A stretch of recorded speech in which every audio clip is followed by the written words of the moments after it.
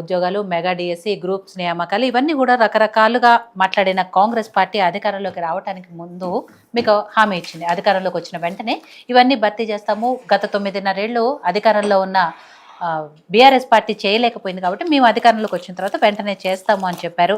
అందుకు తగ్గట్టుగానే నిజం చెప్పాలంటే నిరుద్యోగులందరూ చాలా కష్టపడ్డారు ప్రభుత్వంలోకి తీసుకురావడానికి కాంగ్రెస్ పార్టీని. అందరూ కూడా ఊరూరికి వెళ్ళి కాంగ్రెస్ పార్టీకి మద్దతు ఇవ్వండి అని కుటుంబ సభ్యులకు చెప్పారు, ఊర్లకు చెప్పారు, అందరికీ చెప్పారు. అధికారంలోకి రావడానికి చాలా కీలక పాత్ర పోషించారు నిరుద్యోగులు. కానీ ఇవాళ అధికారంలోకి వచ్చి 18 నెలలు అయినా కూడా ఇప్పటి వరకు వాళ్ళు చెప్పిన జాబ్ క్యాలెండర్ కానివ్వండి, లేకపోతే ఉద్యోగాలు కానివ్వండి ఏది ఇవ్వలేదు అనే అసంతృప్తితో, ఆగ్రహంతో ఉన్నారు మీరంతా కూడా. దానికి తగ్గట్టుగానే రేపు సభ కూడా నిర్వహించనున్నారు కాబట్టి అంటే ఈ సభ ద్వారా ఏం చెప్పదలుచుకున్నారు ప్రభుత్వానికి ముఖ్యంగా, ప్లస్ మీకు ఇచ్చిన హామీలు కానివ్వండి ఇప్పటి వరకు వాళ్ళు నిలబెట్టుకోలేకపోయినారు, వీటన్నిటి గురించి కూడా ఓవరాల్గా ఏం చెప్పదలుచుకున్నారు? మేడం, అవునన్నా కాదన్నా ప్రజాస్వామ్యంలో అధికారంలో ఉన్న వాళ్ళు చేయాలి. ఇంట్లో మనం ఎంత కొట్లాడినా తిట్టినా మనకు కొనియాల్సింది, ఇంటి సంరక్షణ చేయాల్సింది తండ్రే. ఇలా ప్రభుత్వం ఎప్పుడైనా ఒక తండ్రి పాత్ర సంరక్షణ పాత్రలోనే ఉంటుంది. మేము ఇది ఒక తండ్రి పాత్ర పోషిస్తుందని మేము ఇన్ని రోజులు ఓపిక పెట్టినాం. చెప్పనప్పుడు ఏం చేస్తాం, చెప్తే వినప్పుడు ఏం చేస్తాం? ఖచ్చితంగా అది వేరే రూపకంలో మా ఆగ్రహాన్ని కానీ మా ఆవేదనను కానీ మాకు జరుగుతున్నటువంటి ఇబ్బందులు కానీ తెలియజేయడం జరుగుతుంది. అలా తెలియజేయడం కొరకే ప్రజాస్వామ్యంలో ప్రజాస్వామ్యబద్ధంగా ఈరోజు పర్మిషన్ తీసుకున్నాం. ఈ పర్మిషన్ ఇచ్చినందుకు పోలీస్ డిపార్ట్మెంట్కు మా నిరుద్యోగుల తరఫున ముందుగా స్టూడియోలో మేము వాళ్ళ కృతజ్ఞతలు తెలియజేసుకున్నాం మేడం. ఎందుకంటే పర్మిషన్ అనేది అంత ఆషమాషి ఏం కాదు. ప్రభుత్వానికి కూడా కృతజ్ఞతలు తెలియజేసుకుంటున్నాం. ఏ విధంగానైతే ఈరోజు ప్రభుత్వం ఎన్నికల వేళ వాళ్ళకు రైతులకైతే ఏ విధంగా రైతు బంధు టిక్కు అని ఇస్తుందో మాకు కూడా నోటిఫికేషన్ ఆ విధంగా ఇస్తే మాకు సంతోషం. మాకు కూడా అదొకటి డిక్లేర్ చేస్తే మేము ఈరోజు ఎన్ని జిల్లాలో ఉన్నటువంటి 33 జిల్లాలో ఉన్నటువంటి లైబ్రరీలు తిరగాల్సిన పని లేదు. మాకు దీనికి కావాల్సినటువంటి డబ్బులు అవన్నీ కూడగొట్టుకోవడానికి అక్కడ వాళ్ళని బతిలాడుకోవాల్సిన అవసరం మాకు లేదు. ఆ విధంగా పోయే క్రమంలో ఇంత పెద్ద ప్రోగ్రామ్ చేస్తున్నప్పుడు మళ్ళీ దీని వెనక బీఆర్ఎస్ ఉన్నారో, బీజేపీ ఉన్నారో, వేరే ఉన్నాయని ఆ నిందలన్నీ వస్తాయి. ఈరోజు మేము చేసిన ఆ నిందలు వస్తాయి, గతంలో చేసిన వాళ్ళకి ఆ నిందలు వచ్చినాయి. ఇది ప్రభుత్వంలో ఉన్నటువంటి వాళ్ళు కామన్గా చేసేటువంటి అలిగేషన్స్. ఇవన్నీ మాకు ఉండవు కదా. మేము ప్రభుత్వానికి ఒకటే చెప్తున్నాం, మీరు ఇచ్చినటువంటి హామీలు ఏదైతే ఉన్నదో దానిని అమలు చేయడానికి ఈరోజు ప్రభుత్వం చెప్తున్నటువంటిది ఏంటిదంటే చాలా లిటిగేషన్స్ ఉన్నాయి. ఆ లిటిగేషన్స్ వల్ల మీకు నోటిఫికేషన్ ఆయన అవునా కాదా మీకు తెలియదా, మీరు ఒకసారి ఆలోచించుకోరి అంటున్నారు. అవి ఉన్నాయని తెలిసి కాబట్టికే కదా మీకు ఓటేసింది. మీరు ఏ విధంగా ప్రభుత్వానికి అడ్డంకులు ఏ విధంగా ఏర్పడుతుందో, ఒకవేళ ప్రభుత్వం వస్తే ఏ విధంగా ప్రభుత్వాన్ని మేము నడపలేమో అనేటటువంటి ఆ రోజు మీకు రాబోయే అడ్డంకులను కూడా మీరు ప్రజలకు చెప్తూనే ఇంకొక వైపు మేము వచ్చినాక మీకు నెరవేరుస్తామని చెప్పారు. మనిషికి ఒక 2 కన్నులెట్టనో ఒక అంతే ఇంపార్టెంట్గా ఎన్నికల వేళ ఆ 10 ఏళ్ళు ఏం జరిగిందో చెప్పారు, మేము చేయబోయేది ఏదో చెప్పారు. ఆ రెండింటిపైన మీకు క్లారిటీ ఉండే హామీ ఇచ్చారు. హామీ ఇచ్చినాక ఈరోజు అమలు గురించి అడుగుతున్నప్పుడు మీరు 10 ఏళ్ళు అడగలేదు, 16 నెలల ప్రభుత్వానికి ఇప్పుడే అడుగుతున్నారా? మేము జరిగిన విధ్వంసాన్ని పూడ్చుకుంటున్నాం, ఇవన్నీ చేస్తున్నాం, మీకు నిరుద్యోగులకు కనిపించట్లేదా అంటే అది భావ్యం కాదు. ఎందుకంటే ఆ రోజు మేము స్పష్టంగా అడిగినాం. ఈరోజు మీరు 2 లక్షల ఉద్యోగాలని అంటున్నారు. మరి 2 లక్షల ఉద్యోగాలలో ఇప్పటి వరకు ఏదైతే 80,000 ఉద్యోగాలకు నోటిఫికేషన్లు వచ్చి ఆగిపోయినాయో రకరకాల కారణాలతో ఈ 80,000 ఉద్యోగాలను కూడా ఇందులో కలుపుకొని మీరు ప్రకటిస్తున్నారా అంటే లేదు. ఆ 80,000 కాకనే 2 లక్షల ఉద్యోగాలు ఖాళీగా ఉన్నాయనేటటువంటిది వాళ్ళు చెప్పి ఆ రోజు మాతో బస్ యాత్రకు పోయేటప్పుడు మేము ఒక డిక్లరేషన్ తీసుకొని మాకు ఇచ్చినటువంటి దాన్ని అన్నిటిలోకి వెళ్ళి ఈ విధంగా మేము కరపత్రాలన్నీ అక్కడ పంచినటువంటిది వీళ్ళు క్లియర్గా ఇచ్చారు. ఆ రోజు మేము అందరం కూర్చొని గాంధీ భవన్లో అక్కడక్కడ చర్చలు చేసినాం.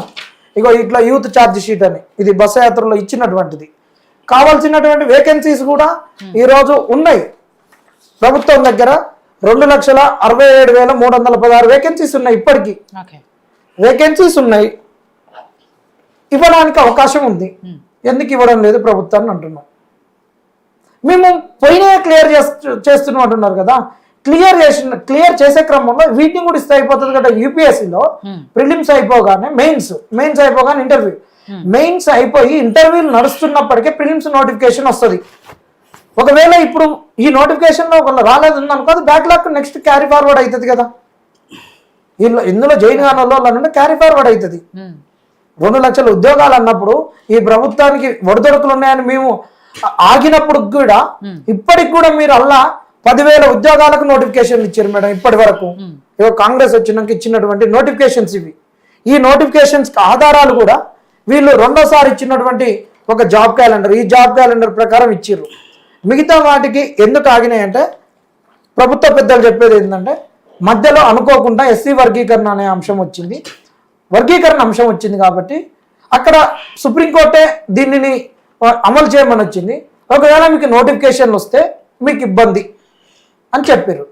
అయితే ఆ రోజు కూడా మేము ఏం చెప్పినాం అంటే ఓకే ఇబ్బంది, ఇక్కడ ఎస్సీ వర్గీకరణ ఎన్హాన్స్మెంట్ అనేది జరగడం లేదు. మాకు ఏదైతే ఇప్పుడు ఎస్సీలకు 16% రిజర్వేషన్ ఉందో ఆ 16% రిజర్వేషన్లలోనే మీరు పల్టీ కొట్టడం, అంతకుమించి వేరే ఏం లేదు. ఆ 16% రిజర్వేషన్లకు సంబంధించిన దాంట్లో ఎస్సీలో ఉన్నదాన్ని ఒకటి ఏకో బీకో సీకో మార్పులే ఉంటాయి కదా.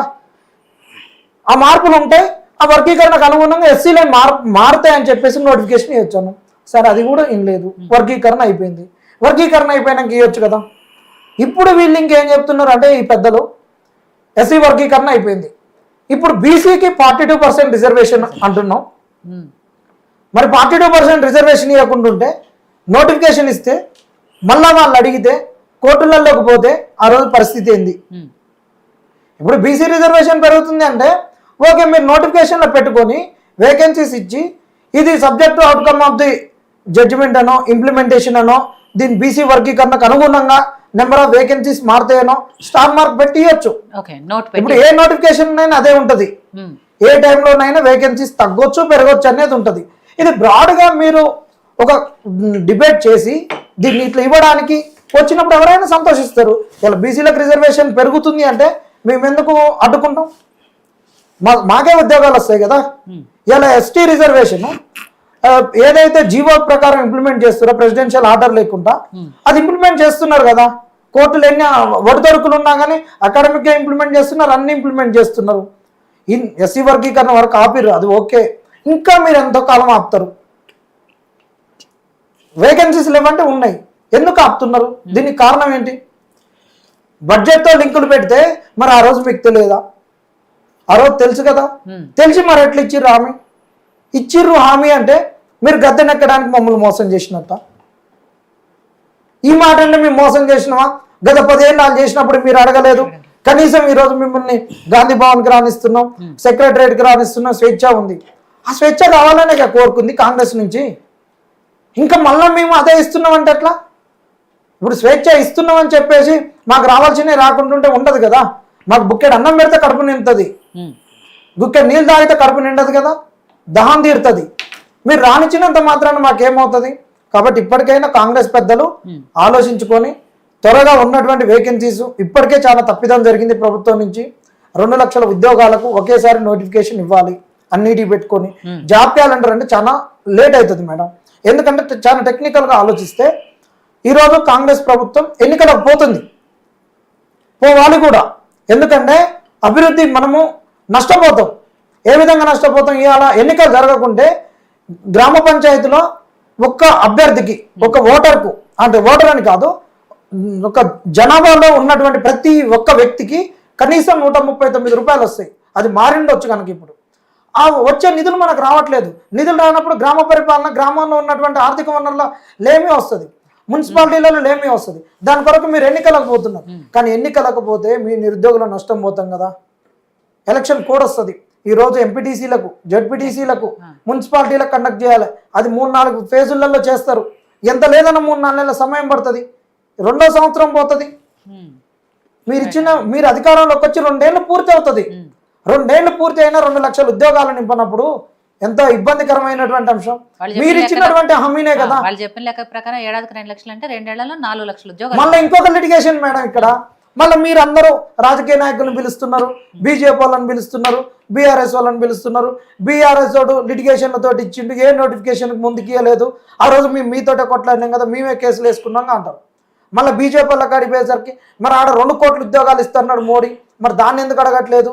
దాన్ని అడిగితే మళ్ళీ మన తెలంగాణ వాళ్ళకే వస్తాయి కదా ఉద్యోగాలు, దాన్ని కూడా అడగొచ్చుగా అంటారు. అందరిని అడుగుతున్నాం ఉద్యోగాల గురించి. మీరు ఏమో మాకేమో శత్రువులు, వాళ్ళేమో మిత్రులా? ఖచ్చితంగా అందరినీ నిలదీస్తాం. వాళ్ళు కూడా ఇవ్వాలి. ఈరోజు సెంట్రల్ గవర్నమెంట్లో కూడా అనుకున్నట్టు వేకెన్సీస్ వస్తే మన పిల్లలకి అక్కడ వస్తాయి.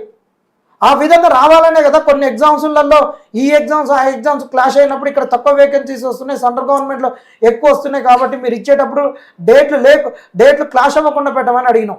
ఇలా మా ప్రధానమైన డిమాండ్ ఏంటంటే ప్రభుత్వం 2 లక్షల ఉద్యోగాలకు నోటిఫికేషన్స్ ఇవ్వాలి. జాబ్ క్యాలెండర్ వద్దు, లిటిగేషన్ లేని నోటిఫికేషన్స్ ఉండాలి.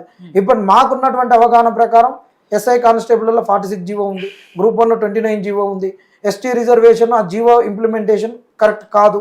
ప్రెసిడెన్షియల్ ఆర్డర్ ఉండాలి. ఇలా నేను ఎస్టీ అయితే నాకు అది మంచిగా అవచ్చు, కానీ ఇంకొకరికి నష్టమే కదా.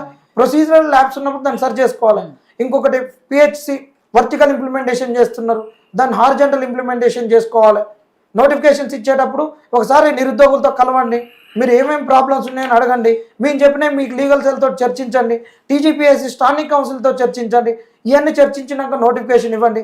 ఇచ్చే నోటిఫికేషన్ ప్రామాణిక పుస్తకాలు ఏందో చెప్పండి. ఇవాళ ప్రామాణిక పుస్తకాలు లేక తెలుగు అకాడమీని మీరు ప్రామాణికం కాదని చెప్పి వికీపీడియా ఆ రోజు ప్రామాణికం అంటే కొన్ని వికీపీడియాలు ప్రామాణికం కొన్ని అప్రామాణికం ఉండడం మేడం. దేనికైనా ఎడిటబుల్ అనేది ఉంటుంది.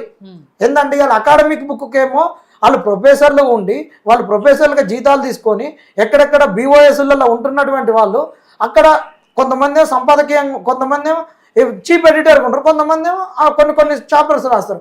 అది ప్రామాణికం కాదు. కానీ వికీపీడియా ప్రామాణికం అనేది మాత్రం చాలా ఇబ్బందికరమైనటువంటి విషయం. అందుకనే మేమేమంటున్నాం అంటే ప్రామాణిక పుస్తకాలు ఏంటి, క్వశ్చన్లు తప్పులు రావద్దు. ఇవాళ 150 క్వశ్చన్లను ప్రిపేర్ చేయలేదా ఒక పబ్లిక్ సర్వీస్ కమిషన్, ఒక రిక్రూట్మెంట్ బోర్డు? ఇలాంటివి రావద్దు. క్వశ్చన్లు తప్పు వస్తే మేడం ఇవాళ ఒక క్వశ్చన్ తోటి ఒక నేను క్వాలిఫై అవుతున్నాను అనుకో, నేను కోర్టుకు పోనా? ఎవరికైనా బాధే ఉంటుంది కదా. మళ్ళీ పోయినాక మీరు ఇట్లా పోతారు, ఇది అనేది కరెక్ట్ కాదు. మీరు సరిదిద్దుకోవాల్సింది ఏకకాలం నోటిఫికేషన్స్ ఇవ్వండి, లిటిగేషన్స్ను పరిష్కరించండి, క్వశ్చన్స్ తప్పు లేకుండా ఇవ్వండి, కీ ప్రాపర్గా ఇవ్వండి, ముందుకు పోనివ్వండి. అలా ఉద్యోగాలు కావాలనుకునే వాళ్ళం మేము ఎందుకు ఆపుతాం? ఎప్పుడు నిరుద్యోగులు ఉండాలనుకుంటారా? సో మనతో పాటు డిబేట్లో జాయిన్ అయ్యారు coaching centre director Ashok garu కూడా, తనతో కూడా మాట్లాడదాం. నమస్తే అండి అశోక్ గారు. నమస్తే మేడం. రైట్ అశోక్ గారు, మీతో మాట్లాడే ముందు ఒకసారి బీఆర్ఎస్ నాయకులతో మాట్లాడతాను. శ్రీనివాస్ గారు, గతంలో బీఆర్ఎస్ పార్టీ ప్రభుత్వంలో ఉన్నప్పుడు 9.5 ఏళ్ల అధికారంలో ఉండి నిరుద్యోగులకు ఆశించిన స్థాయిలో ఉద్యోగాలు ఇవ్వలేదు. నిజంగా నీళ్లు నిధులు నియామకాలు పేరుతోనే కొట్లాడి తెచ్చుకున్న తెలంగాణ వచ్చిన తర్వాత కూడా తెలంగాణ విద్యార్థులకు నిరుద్యోగులకు అన్యాయం జరిగింది, ఉద్యోగాలు ఇవ్వలేదు బీఆర్ఎస్ పార్టీ అనే దాంతో మొన్నటి ఎన్నికల్లో నిరుద్యోగులందరూ కూడా ఎంతగా పోరాటం చేశారో బీఆర్ఎస్ పార్టీ మీద, కాంగ్రెస్ పార్టీకి మద్దతు ఇచ్చారు, అధికారంలోకి తీసుకొచ్చుకున్నారు. బీఆర్ఎస్ పార్టీ అధికారంలో కోల్పోవటానికి వన్ ఆఫ్ ద రీజన్ కూడా